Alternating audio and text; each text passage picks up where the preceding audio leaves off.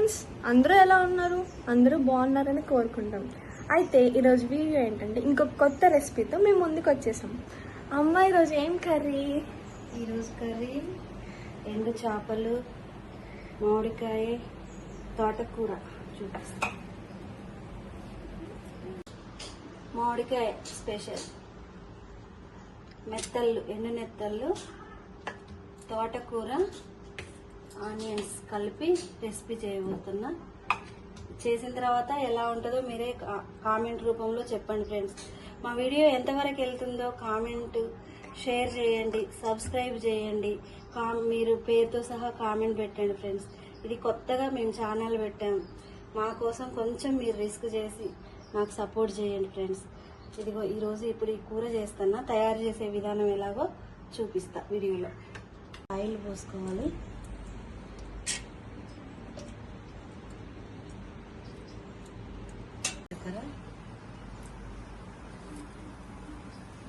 పచ్చిశనగపప్పు, గింజలు, జీలకర్ర, మంచి శనగపప్పు వేసుకున్న తాలింపుకి. దీని తర్వాత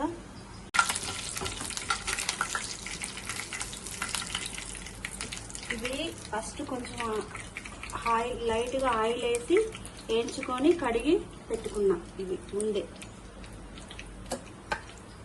తర్వాత ఆనియన్స్ వేసుకోవాలి.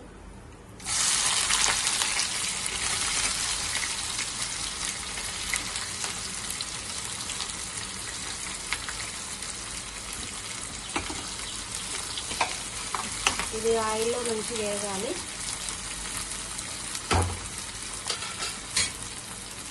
వేగిన తర్వాత నేను టమాటాలు మీకు చూపించడం మర్చిపోయాను ఫ్రెండ్స్. 2 టమాటాలు కట్ చేసుకొని పెట్టుకోవాలి.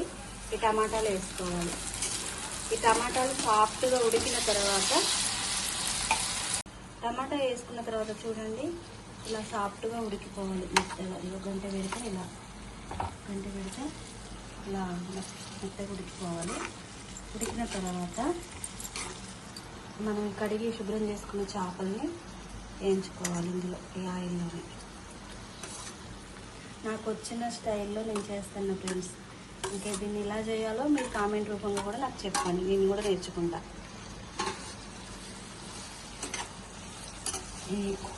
ఈ మళ్ళీ కొంచెం స్టిఫ్గా అయ్యేంత వరకు ఇందులో ఆయిల్లో వేగాలి.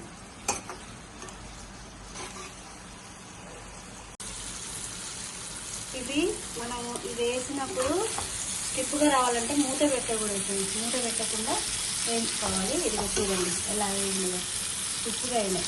టమాటాలు వేసినప్పుడేమో మూత పెట్టి ఉడకబెట్టుకోవాలి, అప్పుడు సాఫ్ట్గా అయితే. ఇవేమో ఇవి వేసినప్పుడు మూత పెట్టకూడదు. ఇలా కొంచెం హై ఫ్లేమ్లోనే వేయించాలి ఇది చేపలు. ఇప్పుడు నేను నెక్స్ట్ ఈ తోటకూర కట్ చేసుకున్న దీంట్లో వేసుకుంటున్నా. ఇది వేసిన తర్వాత దీన్ని మూత పెట్టుకొని ఉడకబెట్టుకోవాలి తోటకూరని.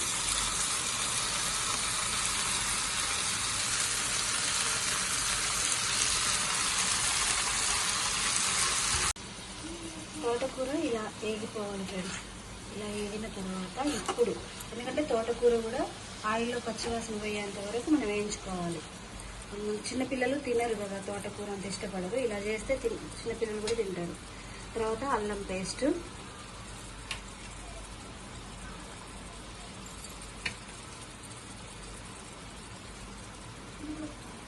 తర్వాత పసుపు తగినంత,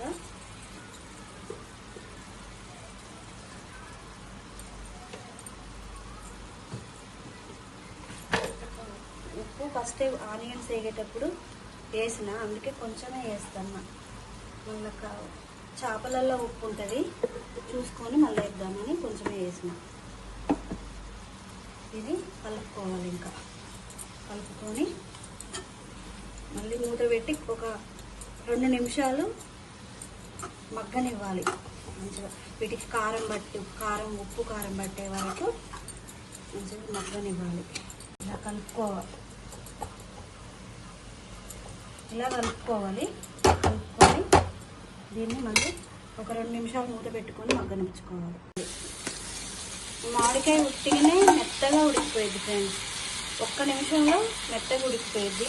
ఇది ఉడకాలంటే ఇలాగా మనం ఇది పై ఇలా కప్పుకోవాలి. తొందరగా ఉడికిద్ది. ఉడికిన తర్వాత మళ్ళీ చూపిస్తాం.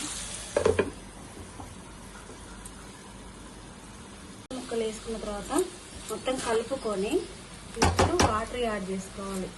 అంటే ఇలా తినేవాళ్ళు ఇలా తినొచ్చు, ఇలాగే మనం దగ్గరికి అయిన తర్వాత దించుకొని తినొచ్చు. కాకపోతే కొంచెం కూరలాగా చేసుకొని తినడం మాకు అలవాటు అండి.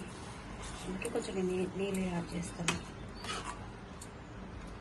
ఇంకొక 10 నిమిషాలలో కూర రెడీ అవుతుందండి. రెడీ అయిన తర్వాత మీకు లాస్ట్కి చూపిస్తాను. చూడండి, ఇదిగో లాస్ట్ కూర ఇలా రెడీ అయింది ఫ్రెండ్స్. అంతా ఉడికి మెత్తగా ఉడికిపోయింది మంచిగా. మామిడికాయ ముక్కలు అన్నీ కరెక్ట్గా ఉడికినాయి. ఇప్పుడు లాస్ట్కు కొత్తిమీర చల్లుకొని స్టవ్ ఆఫ్ చేసుకుంటే సరిపోయింది.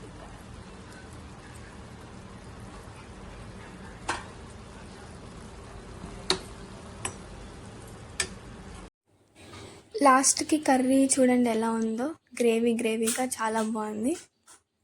ఒకసారి మీరు కూడా ఈ రెసిపీని మీ ఇంట్లో ట్రై చేయండి. ఈ వీడియో కనుక మీకు నచ్చినట్లయితే లైక్ చేయండి, షేర్ చేయండి, సబ్స్క్రైబ్ చేయండి. ఆల్సో కామెంట్ చేయడం మర్చిపోకండి. మీకు ఈ రెసిపీ ఎలా అనిపించిందో కామెంట్ చేయండి అండ్ అందరికీ షేర్ చేయండి. Bye friends.